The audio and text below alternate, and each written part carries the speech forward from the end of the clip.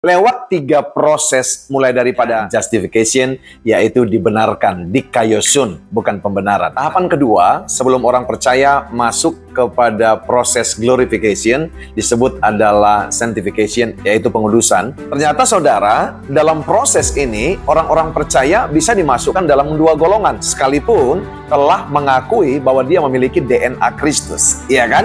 Ada darah Kristus dalam kehidupannya yang telah menyelamatkan. Yang pertama adalah orang yang penuh keberanian. Iya kan? Nah yang kedua saudara, ada orang yang tidak penuh keberanian atau setengah-setengah. Kita sering mendengar saudaraku yang kekasih, orang berkata dia masih ada darah Bataknya loh, dia masih ada darah ningratnya, betul nggak? Dia masih ada darah bulenya, iya kan? Nah, saudara, orang pasti akan konotasinya langsung kepada culture dan budaya daripada orang yang disebut tadi. Contohnya orang Batak, saudara.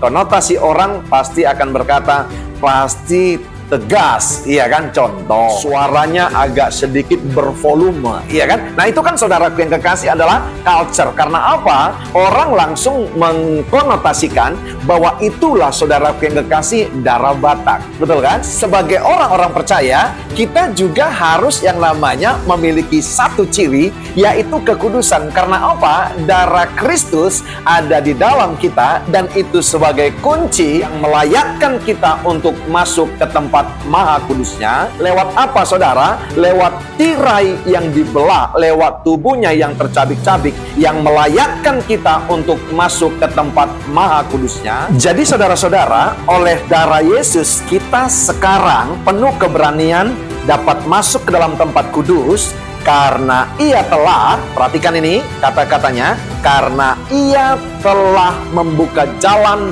yang baru, iya kan, kepada saudara dan saya, dan yang hidup bagi kita melalui tabir, yaitu dirinya sendiri. Saudara-saudara, siapapun saudaraku yang kekasih yang mendengarkan renungan ini, baik kita sebagai pelayan, baik kita sebagai penginjil, baik kita saudaraku yang kekasih sebagai jemaat, baik kita sebagai anak, baik kita sebagai orang tua, saya mau berkata kepada saudara, jangan sampai saudara kita merasa sudah masuk saudaraku yang kekasih ke tempat kudusnya Tuhan lewat pelayanan kita, lewat hidup kita, tapi sejujurnya kita tidak bisa yang pertama, yaitu melihat jalan-jalan baru yang dibuka Allah kepada kita. Karena apa? Karena satu penghalangnya, kita tidak pernah, saudaraku yang kasih, hidup sesungguhnya dalam kekudusan. Sekalipun saudara, absolutely bahwa pengudusan hanya melalui Yesus Kristus. Memang tidak ada satu orang pun yang bisa melihat Allah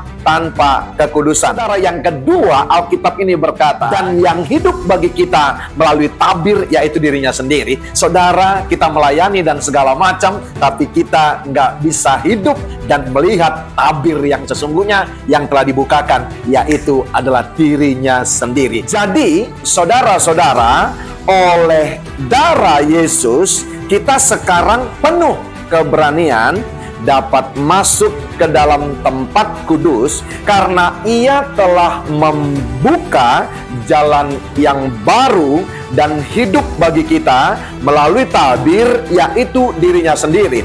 Jalan yang baru, saya katakan di sini saudara, adalah hodos, karena memang dia adalah jalan kebenaran dan hidup. Yang kedua, saya mau berkata, hidup yang disebut di ayat ini adalah Zoe, yaitu saudara, hidupnya Allah. Orang-orang yang sudah dilayakkan karena kasih karunia untuk menghadap tahta kekudusannya, masuk dalam ruang maha kudusnya, maka harus menghargai itu, dan yang berikutnya tetap menjaga kekudusan. Untuk masalah kekudusan, tidak cukup hanya kita menjadi orang Kristen yang be strong, tapi harus be brave. Iya kan? Tidak cukup hanya kuat saudara, tapi harus berani. Sekalipun saudara, absolutely bahwa pengudusan hanya melalui Yesus Kristus. Alkitab berkata dalam terjemahan firman Allah yang hidup, jadi saudara-saudara yang saya kasihi, dikatakan penulis kitab Ibrani ini saudara, karena darah Yesus sekarang kita boleh memasuki tempat Maha Kudus, tempat Allah berada. Inilah jalan baru yang menghidupkan, yang telah dibukakan oleh Kristus bagi kita dengan merobek tirai itu, yaitu tubuh insaninya, supaya kita dapat menghadap hadirat Allah yang kudus. Lewat perikop yang sedang kita bedah, saya temukan begini, saudara.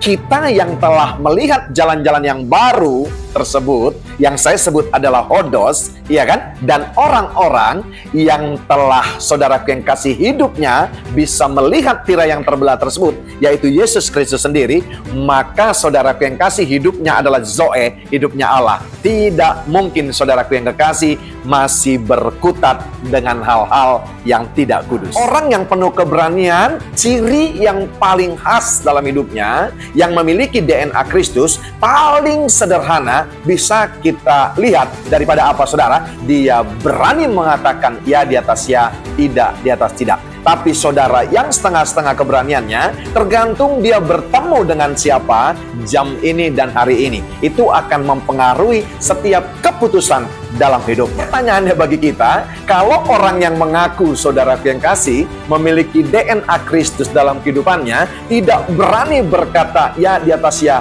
tidak di atas tidak, bagaimana saudaraku yang kekasih dia memutuskan untuk kudus atau tidak kudus? Sekalipun saudara absolutely bahwa pengudusan hanya melalui Yesus Kristus. Jadi saudara bisa kebayang nggak bagaimana orang masuk bisa ke tempat kudusnya Allah? Yang pertama, kalau dia tidak berani berkata ya di atas ya, tidak di atas tidak. Yang kedua, saudaraku yang kekasih, dia tidak bisa memilah mana yang kudus, mana yang tidak kudus. Orang-orang yang sudah diberikan kasih karunia untuk masuk dalam ruang Maha Kudusnya, untuk melayani, untuk beribadah sebagai jemaat, sebagai pelayan, saya mau berkata kepada saudara, bukan saja menghargai, tapi hidupnya akan bisa melihat, saudaraku yang kekasih, tabir itu sudah terbelah. Karena apa? Tabir yang sesungguhnya adalah Yesus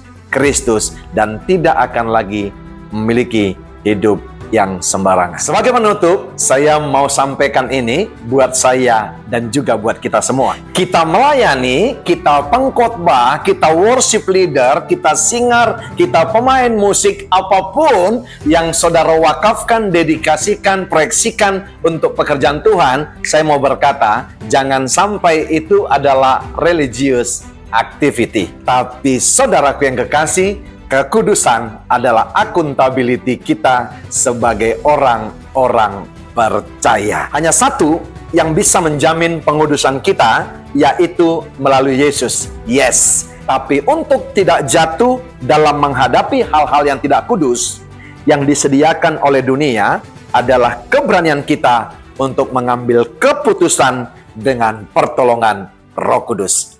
Immanuel.